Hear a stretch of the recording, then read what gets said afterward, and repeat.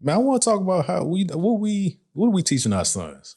Sent you a text message on that. We didn't get into it. And for people that are just listening for the first time, there's not a lot of I don't send questions in advance. The topic will go out generally when it's topic specific. A lot of times we're getting to know men and their story. But I like to get to understand the person and their frame of mind. You in this case with the audience. But it's something that I'm struggling with, and we've had some offline conversations, not really going too deep into it. But like, just what are we teaching our sons, man? And it just first of all, I'll give you the floor. How do you react to it, and we'll get into some specific things that we can kind of peel the onion or get our thoughts off. But what are we teaching our sons, bro? It's funny you say that. Just like you said, typically, a lot of people are like, "Man, I love the show because it's so unscripted," and they don't know how honest that is. Like it's and go. You know what I mean? And we start talking, and they be like, "Man, I never think that." But when you did send me that topic, right? I looked at it, and it triggered things in phases. I had an initial reaction to it. I thought about my kids watching me as a dad and as a father and as a husband, you know what I mean, in the house. But it also triggered other things in society, man, like what we're dealing with in the public, the general public. So my initial was, man, I'm teaching my sons to be a good dad and to protect the woman you love or woman you're responsible for at all costs. Right. We jokingly have a thing in my house where the kids will come up and they're hugging and kissing on their mom. And I'd be like, man, get off my wife. Right. Like, back up. That's like, hey, jokingly teaching them man, woman, or child, kid, no kid. Yeah. That's mine. Back up. Don't touch her. And first, right? First. That relationship dictates how everything else happens. So Exactly. So that's a whole nother topic. But which is needed. We'll get there. So then, that turns also into changing the narrative of kids seeing parents always arguing and at each other's throat. You know what I mean? So hopefully they get in that part. But then I thought about, man, I was riding and talking to my 4 and 6 year old, and some of the comments they'll make, it'll make you self-check, like, oh Lord, did he get that from me? right. So, typically as a dad, we teach our sons and our family, but mainly our sons, stay on the ready.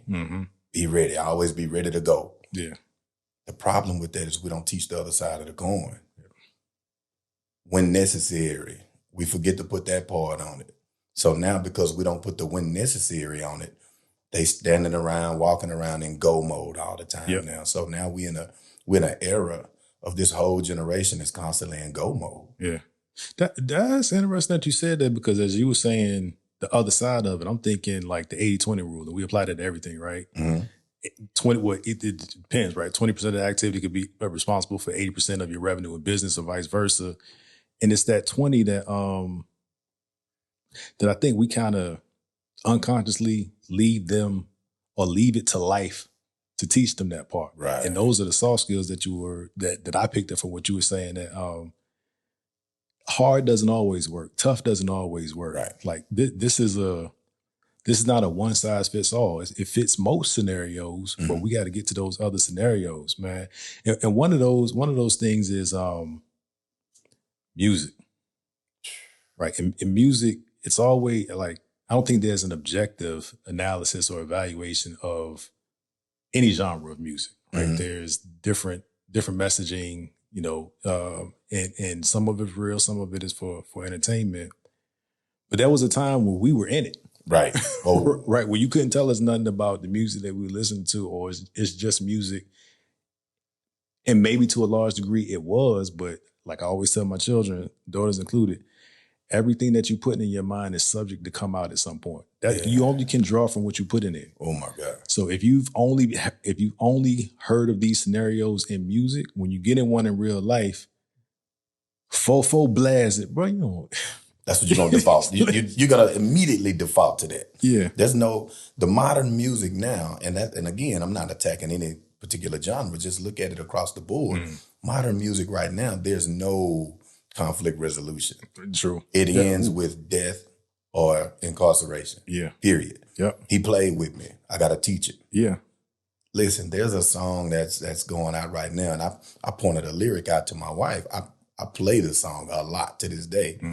But a portion of it is the guy say he got blood on his Jesus piece from another guy. Imagine the irony of I got on an emblem, my jewelry. Of somebody that died for my sins. Right. Shed their blood. And now I'm finna kill this man to the point where the residue splatters on the symbol of love and peace. Yeah. And love your brother. You understand?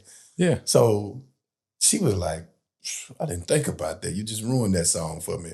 I can't play it no more. I was like, well, listen, think about the kids that haven't been taught to really look and listen to what's being dumped into their brain. Yeah. All they know is bust him open. Yeah.